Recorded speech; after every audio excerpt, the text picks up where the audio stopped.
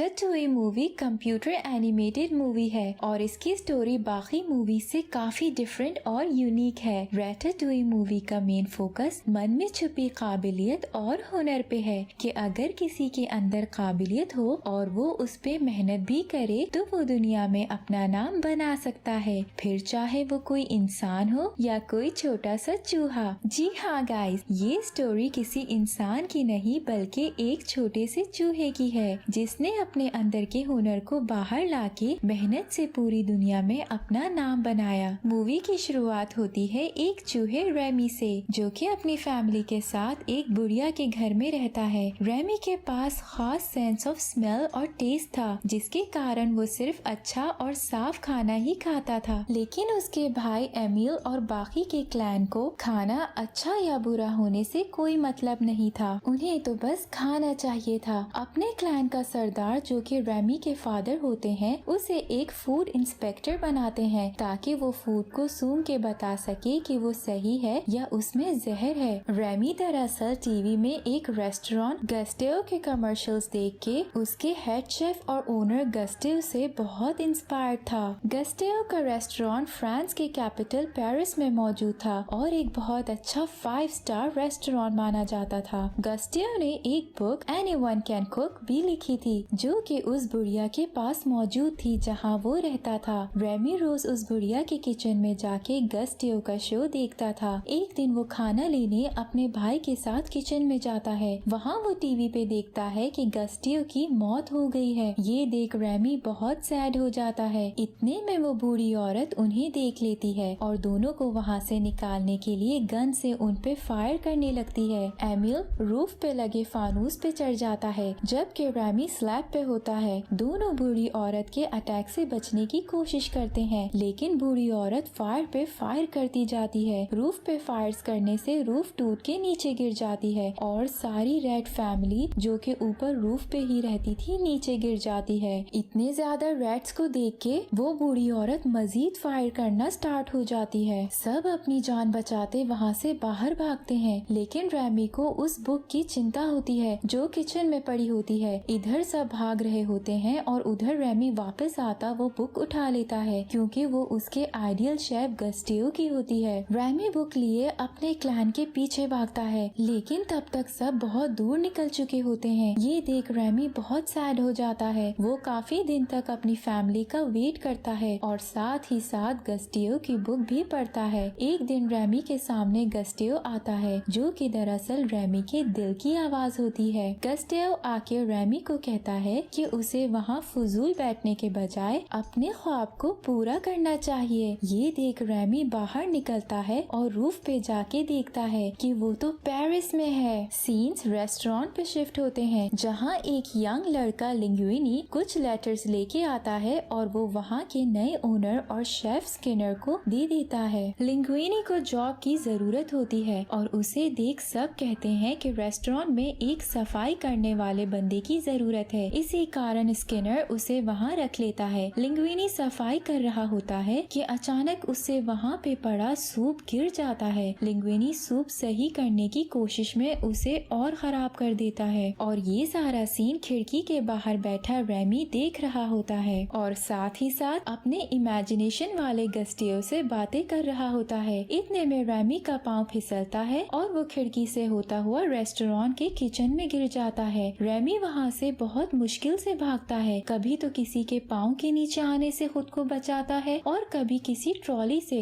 बचते बचाते वो फाइनली विंडो तक पहुँच जाता है और बाहर निकलने ही लगता है कि उसके सामने गस्टेओ आता है और उसे कहता है कि रेमी वो सूप सही कर सकता है। रेमी अपने मन की आवाज सुन के ऐसा ही करता है। वो पहले गैस की आंच धीरे करता है और फिर सूप में अच्छे अच्छे स्पाइसेस डाल देता है। अभी रेमी ये सब कर ही रहा होता है कि वहाँ लिंग्विनी आके उसे देख लेता है और उसे पता चल जाता है कि सूप को सही रैट ने किया है। लिंग्विनी अभी ये सब देख के हैरान ही हो रहा होता है कि अचानक वहाँ स्किनर आ जाता है। रेमी को बचाने के लिए लिंग्विनी उसे एक बास्केट के नीचे छुपा देता है। स्किनर लिंग्विनी को पकड़े उस पे बहुत गुस्सा हो रहा होता है और दूसरी तरफ वेटर्स उसका बनाया हुआ सूप बाहर एक क्रिटिक को सर्व कर देते हैं। ये देख सब बहुत परेशान हो जाते हैं कि अब तो पूरे रेस्टोरेंट का नाम खराब हो जाएगा। लेकिन ये क्या, बाहर से खबर आती है कि सूप तो कमाल था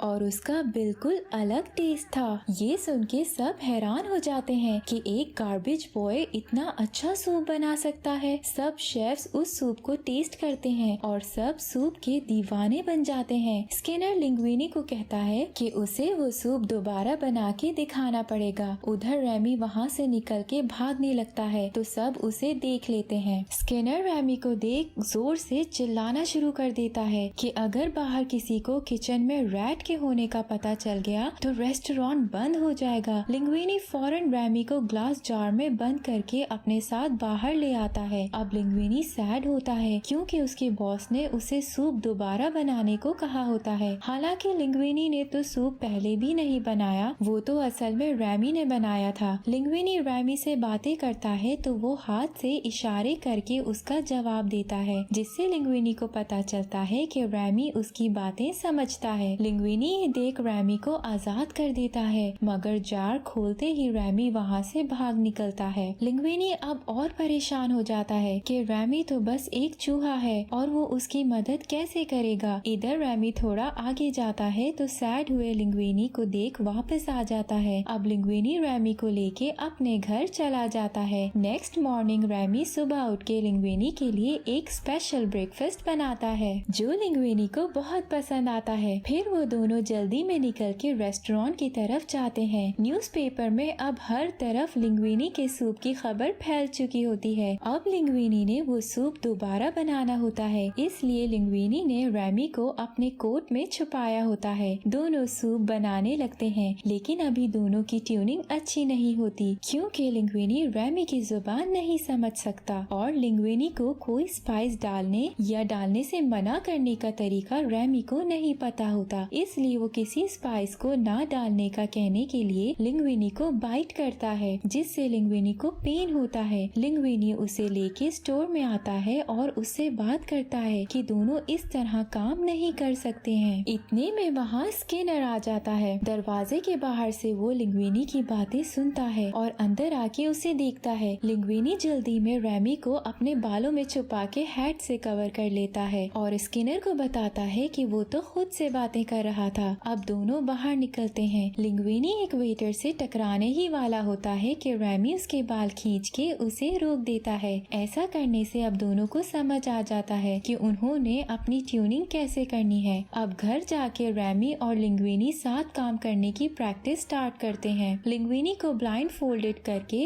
रैमी उसके बाल खींच के उससे खाना बनवाता है और धीरे धीरे दोनों को एक दूसरे के साथ इस तरह काम करना आ जाता है। अब माने जैसे लिंग्विनी एक कठपुतली हो और रैमी उसे चला रहा हो। नेक्स्ट डे दोनों होटल जाके एक बहुत जबरदस्त सूप बनाते हैं, जिसको पी के सबको यकीन हो जाता है कि वो सूप लिंग्विनी ने ही बनाया था। लिंग्विनी की ट्रेनिंग के लिए स्किनर उसे वहाँ पे मौजूद फीमेल शेफ कोलैट के अंडर काम करने को बोलता है। सीन्स स्किनर पे शिफ्ट होते हैं, जो अपने ऑफिस में बैठ के सब लेटर्स पढ़ रहा होता है। तभी उसके हाथ वो लेटर लगता है जो कि लिंग्विनी ने उसे दिया होता है, जिसको पढ़ के उसे पता चलता है कि लिंग्विनी तो गस्ट्यू का बेटा है और इस रेस्टोरेंट का असली वारिस। ये देख स्किनर बहुत परेशान हो जाता है, लेकिन उसके लिए एक खुशी की बात ये होती है कि इस बारे में अभी तक खुद लिंग्विनी को भी नहीं पता होता। स्किनर वहाँ अपने लॉयर को बुलाता है, जो उसे कहता है कि अभी ये जानना ज्यादा जरूरी है कि क्या ये वाकई सच है या नहीं। इसलिए वो शेफ गस्ट्यू के हाथ से उसका एक बाल निकाल लेता है ताकि डीएनए टेस्ट करा सके और सच्चाई का पता लग जाए। दूसरी तरफ कोलैट लिंग्विनी को किचन में रहने के सारे मैनर्स सिखा रही होती है और इस सब में दोनों की बॉन्डिंग भी हो जाती है। कोलैट लिंग्विनी को बताती है कि किचन में मौजूद हर शेफ अलग फील्ड से आया है। कोई पहले गैंगस्टर होता था तो कोई क्रिमिनल, और सब शेफ गस्ट्यू की इस बात पे यकीन करते हुए यहाँ आए हैं कि एनीवन कैन कुक। इधर रेस्टोरेंट में नई डिशेस की डिमांड बढ़ जाती है। हर कोई पुरानी डिशेस की बजाय कुछ नया डिमांड कर रहा होता है। ये देख अब स्किनर लिंग्विनी को आगे कर देता है, ये कहते हुए कि तुम्हें नए नए एक्सपेरिमेंट्स करने का शौक है तो अब कुछ नया बनाओ। अब कोलैट और लिंग्विनी मिलके एक डिश बनाते हैं। लास्ट में कोलैट उस पे सॉस डालने लगती है, मगर रैमी लिंग्विनी से अपनी बनाई हुई सॉस उस पे डलवा देता है और वो बाहर सर्व भी कर दी जाती है। एक बार फिर सब परेशान हो जाते हैं क्योंकि किसी ने भी अभी तक वो टेस्ट नहीं की होती,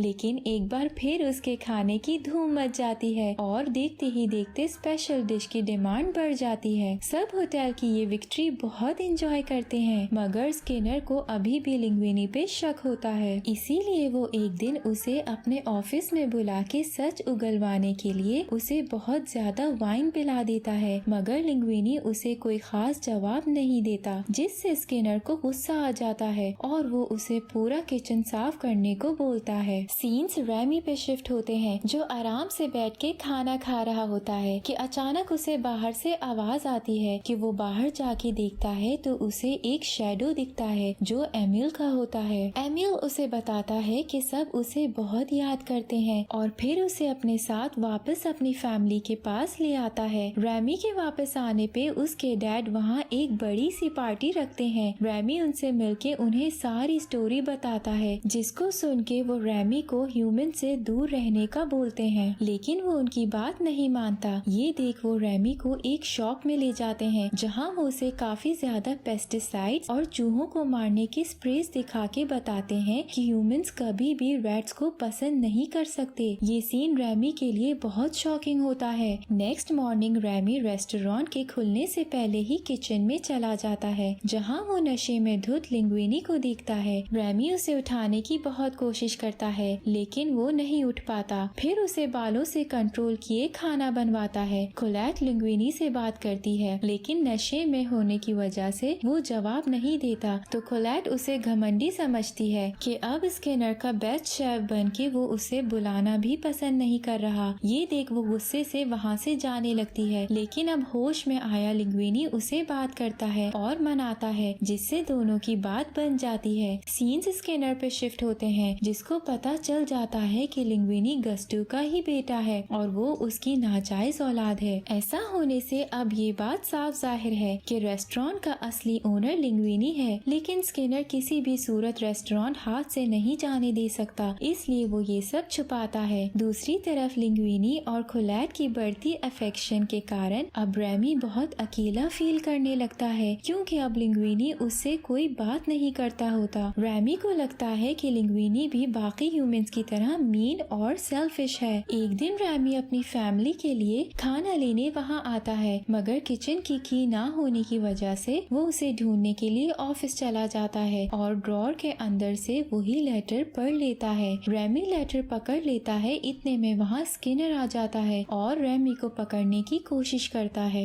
वो दूर तक रैमी के पीछे भागता है, लेकिन रैमी वो लेटर जाके लिंग्विनी को दे देता है। अब लिंग्विनी और कोलैट स्किनर को होटल से बाहर निकाल देते हैं और अब लिंग्विनी और कोलैट की बॉन्डिंग बहुत स्ट्रॉन्ग हो जाती है। रेस्टोरेंट भी एक बार फिर मशहूर हो जाता है और ये खबर शहर के सबसे बड़े क्रिटिक ईगो तक पहुंचती है कि रेस्टोरेंट की रेटिंग वापस से बढ़ रही है और लोग वहाँ की डिशेस अब बहुत पसंद कर रहे हैं। ये क्रिटिक दरअसल वही होता है जिसकी वजह से गस्टो की डेथ हुई होती है। ईगो ने गस्टो के रेस्टोरेंट को एक बैड रिव्यू दिया था, जिसने रेस्टोरेंट की रेपुटेशन को बहुत अफेक्ट किया था। ये बात गस्टो बर्दाश्त नहीं कर पाया था और मर गया था। अब हर तरफ लिंग्विनी मशहूर हो जाता है अपने यूनिक न्यू डिशेस की वजह से और दूसरा गस्टो का बेटा होने की वजह से। ये सब सुन के एक दिन ईगो वहाँ आता है और उनको कहता है कि नेक्स्ट इवनिंग वो वहाँ आएगा और वो ये उम्मीद करता है कि इस बार कोई भी उसे डिसअपॉइंट नहीं करेगा। दूसरी तरफ यहाँ लिंग्विनी और रैमी की फाइट हो जाती है। लिंग्विनी रैमी को जाने को कहता है और ये भी कि उसे अब रैमी की जरूरत नहीं है। ये सब स्किनर सुन लेता है। इधर रैमी बहुत गुस्सा हो जाता है और वहाँ अपनी फैमिली को ले आता है ताकि किचन से चोरी कर सके, मगर लिंग्विनी उन्हें देख लेता है और नाराज होके बाहर निकाल देता है। लिंग्विनी से बदला लेते हुए उसे बर्बाद करने के लिए स्किनर रैमी को पिंजरे में पकड़ लेता है। अब वहाँ ईगो आता है और वेटर से कुछ नई डिश मांगता है, ऐसी डिश जो कि इस बुक में ना हो। इधर रैमी केज में परेशान होता तभी फैमिली आके बचा लेती है। दूसरी तरफ सब लिंग्विनी से पूछने लगते हैं कि उसने डिशेस कैसे बनानी है। सब शेफ्स उसके पीछे पड़ जाते हैं, मगर लिंग्विनी को तो कुछ पता ही नहीं होता क्योंकि वो तो शेफ ही नहीं होता। इतनी देर में वहाँ रैमी आ जाता है, जिसे देख सब उसे मारने लगते हैं, मगर लिंग्विनी सबको रोक के सच्चाई बताता है कि रैमी ने ही सब बनाया था। कोई इस बात का यकीन नहीं करता। सब लिंग्विनी से झूठ पे डिसअपॉइंट होते होटल छोड़ के चले जाते हैं। लिंग्विनी परेशान हो जाता है क्योंकि अब तो होटल में न कोई शेफ मौजूद होता है और न ही कोई वेटर। इतने में वहाँ रैमी के फादर आते हैं और रैमी को हेल्प करने को कहते हैं। सब रेड्स वहाँ रैमी की मदद करने के लिए आ जाते हैं। इतने में किचन में हेल्थ इंस्पेक्टर आता है। रैमी फौरन सबको उसे पकड़ने का कहता है। फिर अब सब रेड्स खुद को साफ करते हैं और फिर खाना बनाते हैं। वेटर न होने की वजह से अब लिंग्विनी ही वेटर बन जाता है और सबके ऑर्डर्स लेता है। इधर अब किचन में कोई भी शेफ नहीं होता,